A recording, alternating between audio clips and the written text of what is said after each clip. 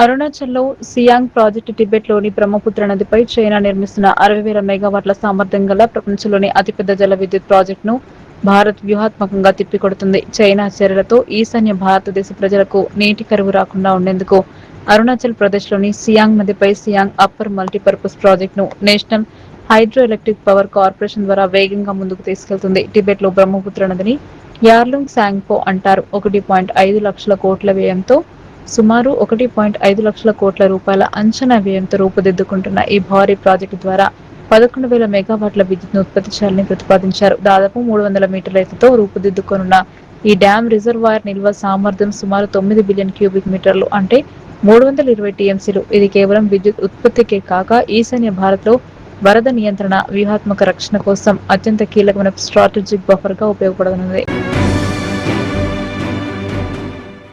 AP assembly సమావేశాల వేళ CM Chandrababu కీలక నిర్ణయం తీసుకున్నారు. రేపు సోమవారం ఏపీ అసెంబ్లీ వర్షాకాల సమావేశాలు ప్రారంభం కానున్నాయి. ఈ సమావేశాల వేదికగా కీలక బిల్లుల ఆమోదం కోసం ప్రభుత్వం కసరత్తు చేస్తుంది. ఎన్నికల సమయంలో ఇచ్చిన మరో ప్రధాన హామీ అమలుకు సిద్ధమవుతుంది. ఇప్పటికే ఈ మేరకు చర్చలు జరిగాయి. దీంతో ఈ అసెంబ్లీ సమావేశాలు కీలకంగా మారనున్నాయి. ఏపీ అసెంబ్లీ సమావేశాలకు అన్ని ఏర్పాట్లు పూర్తయ్యాయి. సమావేశాలు ప్రారంభమయ్యాయి. సమావేశాలకు సంబంధించిన ఏర్పాట్లపై శాసనసభ స్పీకర్ చింతకాయల ఆయన పాత్రుడు ఇటీవల ఉన్నత స్థాయి సమీక్ష నిర్వహించారు. భద్రతా ఏర్పాట్లతో పాటు సభ సజావుగా సాగేందుకు అవసరమైన చర్యలు తీసుకోవాలని అధికారులను ఆదేశించారు. ఈ సమావేశాలకు దూరంగా ఉండాలని వైసీపీ ఎమ్మెల్యేలు నిర్ణయించారు. మండలికి మాత్రం పార్టీ ఎమ్మెల్సీలు హాజరవుతున్నారు.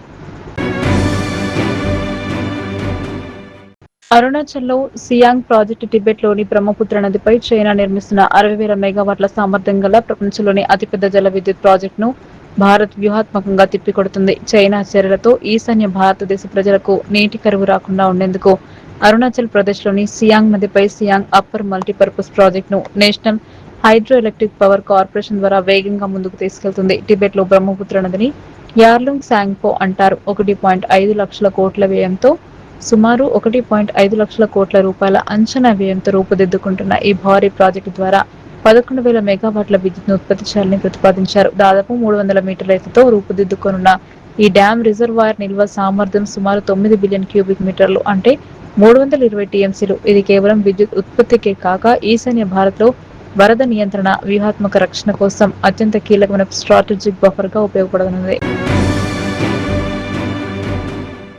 భారత స్వాతంత్ర్య ఫలాలను సద్వినియోగం చేసుకోవాల్సిన అవసరం ఎంతైనా ఉందని, అదేవిధంగా దేశ స్వాతంత్ర్యం కోసం అసువులు బాసిన వారి ఆశయాలకు సాధన కోసం ప్రతి ఒక్కరూ పాటుపడినప్పుడే ఘనమైన నివాళి అని Sri holistic hospital chairman doctor VS Ramachandrarao పేర్కొన్నారు. హైదరాబాద్లోని కొండాపూర్ రాజరాజేశ్వరి కాలనీ వద్ద ప్రముఖ స్వచ్ఛంద సంస్థ శ్రీరామ జనసేవ ఫౌండేషన్ ఆధ్వర్యంలో ఏర్పాటు చేసిన ఉచిత మెగా హెల్త్ క్యాంపు కార్యక్రమానికి ఆయన ముఖ్య అతిథిగా విచ్చేశారు. ఫౌండేషన్ అధ్యక్షుడు ఎస్ రమణ ఆధ్వర్యం వహించారు. ఈ సందర్భంగా డాక్టర్ రామచంద్ర మాట్లాడుతూ ఆధ్యాత్మిక చింతనతో కూడిన తత్వం అనుసరణీయమని పేర్కొన్నారు. అనేక సమస్యలతో హీట్ పుట్టే మెదడుకు యోగా వంటి ఆధ్యాత్మిక పద్ధతుల ద్వారా రిలీఫ్ కలుగుతుంది అనడంలో సందేహం లేదని చెప్పారు. అందువలనే ఆసుపత్రిలో మెడిటేషన్ కోసం కూడా ఒక విభాగాన్ని పెట్టినట్టు కూడా ఆయన గుర్తు చేశారు. ప్రతి ఒక్కరూ ఆరోగ్య సూత్రాలు పాటించాలని, దేశ రక్షణ కోసం అమరుల ఆశయాల సాధన కోసం పురోగమించాలని అన్నారు. ఈ సందర్భంగా ఆయన శ్రీరామ జనసేవ ఫౌండేషన్ సంస్థ చేపట్టే స్వచ్ఛంద సేవ కార్యక్రమాలకు సహకారం అందిస్తామని కూడా డాక్టర్ రామచంద్ర ప్రకటించారు. ఆల్మోస్ట్ బ్రిటిష్ వాళ్ళు మనం 200 సంవత్సరాల పైన పరిపాలించిన తర్వాత 80 ఏళ్ళు అయింది. ఎంత ప్రోగ్రెస్ అయ్యాము, ఎంత అవ్వాలి అనేది మీరు అందరూ ఆలోచించుకోవచ్చు. నేను no point in commenting about it. కాకపోతే ఏంటంటే రెస్పాన్సిబిలిటీ అనేది తీసుకోవాలి. మా హాస్పిటల్ శ్రీ రవిశంకర్ గురూజీ పేరు మీద పెట్టాం. ఆయన ఎప్పుడు అంటారు ఏంటంటే రెస్పాన్సిబిలిటీ గివ్స్ ఫ్రీడమ్ అని. మనం ఏంటి రెస్పాన్సిబిలిటీ తీసుకోవడానికి భయపడతాం.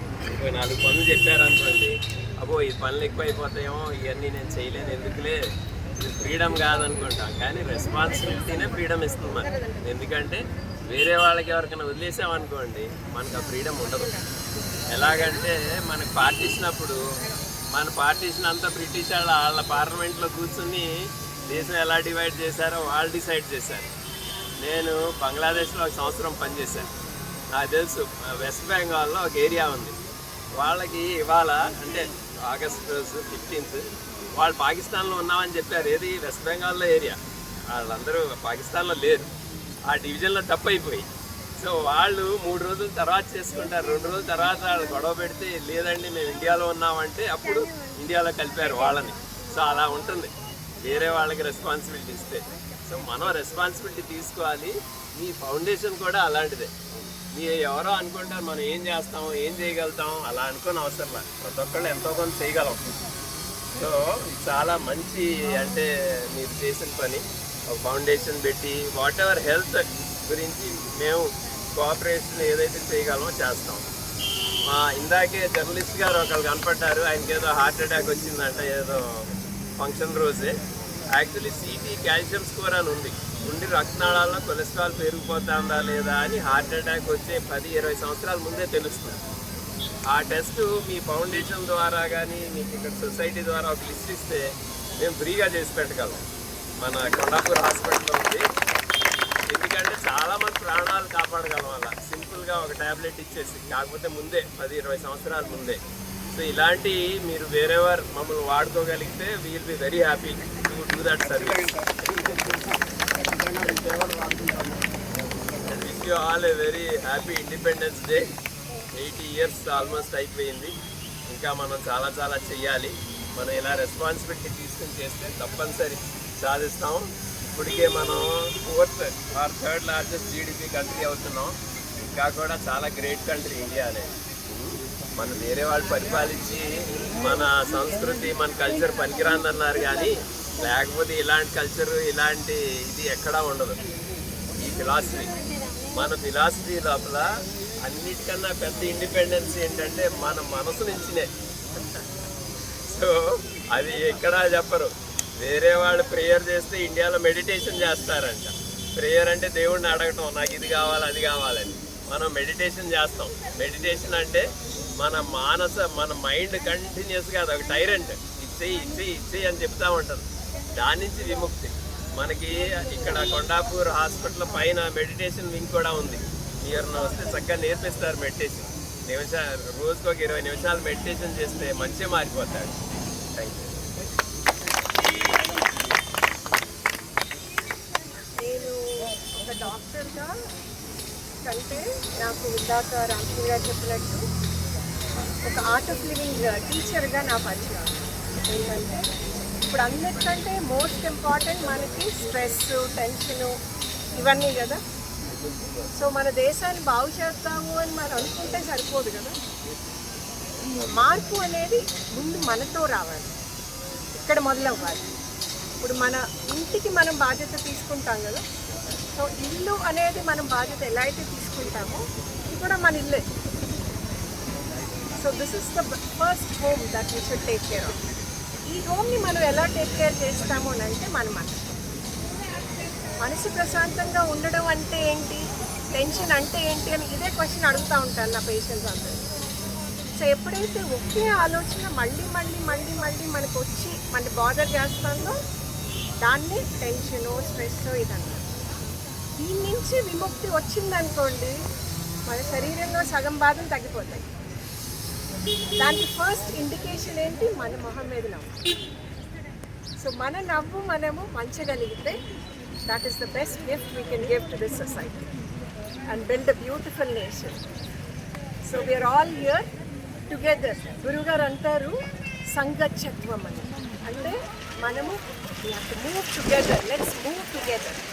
When we move together, ఆ టుగెదర్నెస్ లోనే చాలా బాధ్యత వచ్చేస్తుంది కదా. ఇప్పుడు ఇంతమంది కలిసి మనము ఇదంతా చేస్తున్నామనంటే కలిపి ఉండడంతోనే కదా ఆనందం వచ్చింది. సో ఏ పనైనా మనము సాధించాలి అని అంటే కలిపి చేయడం. సో ఈ బాధ్యత మనము మన మొహం మీద నవ్వు మెయింటైన్ చేయడం అనేది ఫస్ట్ బాధ్యత. మన మొహం మీద నవ్వు ఎదుటి వాళ్ళని కిందకి లాగే అక్కర్లేదు. మన లోపల నుంచి వచ్చే నవ్వు న్యాచురల్గా మంచిగా ఉంటే చాలు. So that is what we have to take a oath today on this independence day. మన నుంచి ఫ్రీడమ్ అంటే ఏంటి, మన మొహం మీద నవ్వు. అది ఎప్పుడు గుర్తుపెట్టుకుంటే ఆటోమేటిక్గా జరుగుతుంది, ప్రతి నిమిషము జరగాల్సిందే. సో హోలిస్టిక్ అన్న పదానికి అర్థము, హోలిస్టిక్ అప్రోచ్ అన్న పదానికి అర్థము ఇదంతా overall wholesome approach to health care. అందుకని మనం మన హాస్పిటల్ మన హాస్పిటల్ అంటా నేను ఎప్పుడు కూడా మా హాస్పిటల్ అనను.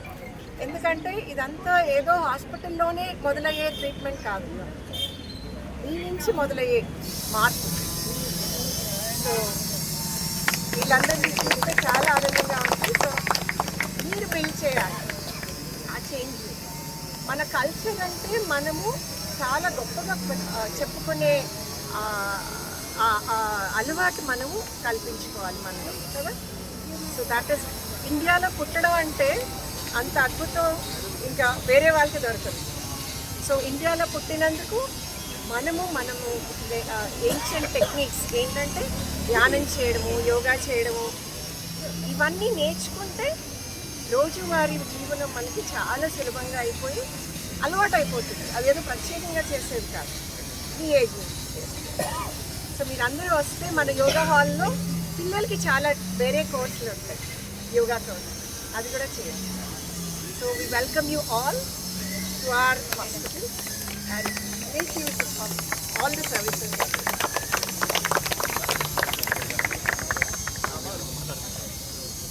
అందరికీ నమస్కారం అండి. శ్రీరామ జనసేన ఫౌండేషన్ అందరికీ, గౌతమ్ మోడల్ స్కూల్లో టీచర్స్ అందరికీ, పిల్లలందరికీ, ఇక్కడ రెసిడెంట్స్ అందరికీ స్వాతంత్ర దినోత్సవ శుభాకాంక్షలు. సో మాది శ్రీ హోలిస్టిక్ హాస్పిటల్. అంటే మా దానిలో ముఖ్యంగా ఏంటంటే ప్రివెన్షన్, ఒకటి హెల్త్లో ఏంటంటే సిక్నెస్ ఉంటుంది, ప్రివెన్షన్ ఉంటుంది. సో మా దానిలో 2 ప్రోగ్రామ్స్ చాలా గొప్పగా ఆర్గనైజ్ చేస్తాము. దానికి అంటే ప్రివెన్షన్ మీద ఇంపార్టెన్స్ ఇస్తాం. శ్రీ హోలిస్టిక్ అని పెట్టుకున్నాం కాబట్టి హోలిస్టిక్ అంటేనే మొత్తంగా ఓకే. శ్రీ అనే దాని కింద డెఫినెట్గా మా దగ్గర చాలా ప్రివెన్షన్ ప్రోగ్రామ్స్ ఉన్నాయి. ఒకటే హాస్పిటల్లో ఆయుర్వేద మెయింటైన్ చేస్తున్నాము, yoga and meditation and good health packages for the residents అనేది చాలా బాగా మెయింటైన్ అవుతుంది. సిక్ అయినాక ఎలాగో తప్పదు, లైక్ థింగ్ అవ్వాలి. సో ఒక్కసారి వన్స్ బ్యాక్ టు అగైన్ ఆ డిజార్డర్ అనేది తగ్గిపోయిన తర్వాత మళ్ళీ బ్యాక్ వచ్చామంటే, లైఫ్ స్టైల్ కరెక్షన్ అయిపోయింది అంటే డెఫినెట్గా మా దగ్గర చాలా ప్రోగ్రామ్స్ ఉన్నాయి.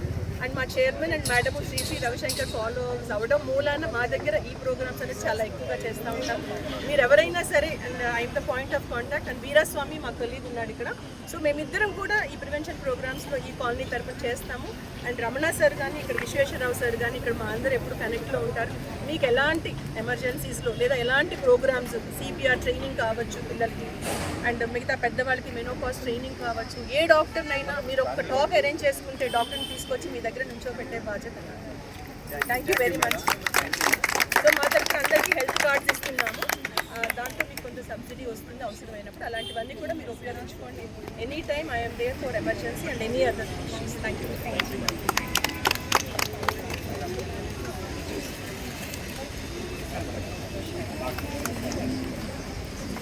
అందరికీ నమస్కారం. హోలిస్టిక్ హాస్పిటల్ వాళ్ళకి, మరి శ్రీరామ ఫౌండేషన్ వాళ్ళకి, అలాగే కాలనీ వాళ్ళకి, గౌతమి స్కూల్ వాళ్ళ పిల్లలకి చక్కగా తయారయ్యి వచ్చారు. నిజంగా అప్పుడెప్పుడో చూడలేం కానీ ఇప్పుడు లైవ్లో చూస్తున్నాము. ఝాన్సీ లక్ష్మి గారిని, వీళ్ళందరూ వీరన్ నారీలందరూ చూస్తున్నాము. ముఖ్యంగా మానవ సేవే మాధవ సేవ అన్నారు. మనకు చిన్నపిల్లలు ఉన్నప్పటి నుంచి మనం సేవ అనేది నేర్పించాలి. ఎవరో వస్తారు ఏదో చేస్తారని కదా, మనం ఏం చేస్తున్నాం అనేది ఇంపార్టెంట్. మనకు తోచినంత మనం 30 రోజులలో 2 రోజులు అవతల వాళ్ళకి సహాయపడేట్టు పిల్లలకి మీరు ఇప్పటి నుంచే స్కూల్ వాళ్ళు అట్లా నేర్పిస్తే వాళ్ళకి సహాయం చేయడం, హెల్ప్ చేయడం అనేది నేర్పించాలి. ముఖ్యంగా శ్రీరామ ఫౌండేషన్ వాళ్ళు ఫౌండేషన్ పెట్టకముందు నుంచే బాగా సర్వీస్ చేసేవాళ్ళు. ఇదంతా ఒక అడవి ప్రాంతం ఉండేది. 60 చిల్లర రోడ్ అంటే ఒక అడవి ఉండేది. అన్న వాళ్ళు కానీ, రమణన్న కానీ, ఈ ఏరియాను చాలా డెవలప్మెంట్ చేశారు. నవరాత్రి కానీ, వినాయక చవితి కానీ, ఎక్కడ ఈ కాలనీలో సమస్యలు వచ్చినా కానీ నరసింహన్న కానీ, పాత నరసింహన్న ఎప్పుడో నుంచి ఉన్నారు ఇక్కడ. చాలా కార్యక్రమాలు చేస్తారు. వాళ్ళకు ఏ అర్ధరాత్రి ఫోన్ చేసినా అన్న మేమున్నామంటారు. ఈ కాలనీ వాళ్ళకి ఏ సమస్యలు వచ్చినా వస్తారు. కానీ మనకెందుకు